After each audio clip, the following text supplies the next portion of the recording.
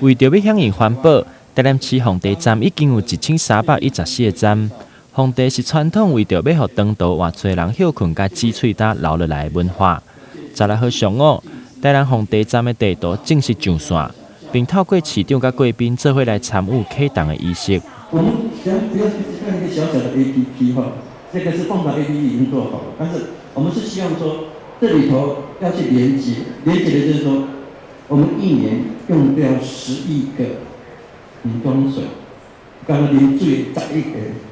包括饮料的话哈，总共25亿个，25亿多少？一年台湾就用到这么多，我们不要省太多，我11个瓶装水，我只要省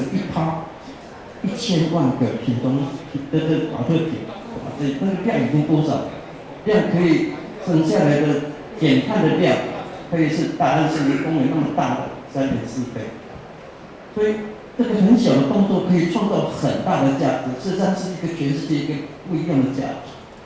环保局呼吁市民朋友，佮有要来台南耍的旅客，为着要互因喙焦的时阵，唔免一定爱买塑胶罐仔的水，也是讲饮料店的饮料。台南市伫真侪所在拢有设置皇帝站，今仔开始只要透过台南市环保局的网站来点选台南皇帝地图，就会找到附近的皇帝站，实在非常的方便。很多民众来服务的地方，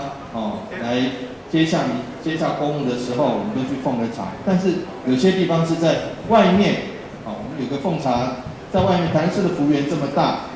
不是只有政府机关里面可以奉茶。在外头的时候，事实上民众有时候需要口渴的时候，那如果说刚好这个不厌其烦的这个用个 app， 那直接找一下我们的奉茶地图，就知道附近的地方哪里可以这个有茶水可以用。那这样子的话，对于民众来讲是非常非常的方便，对于这个奉茶的单位来讲也是做了一件好事。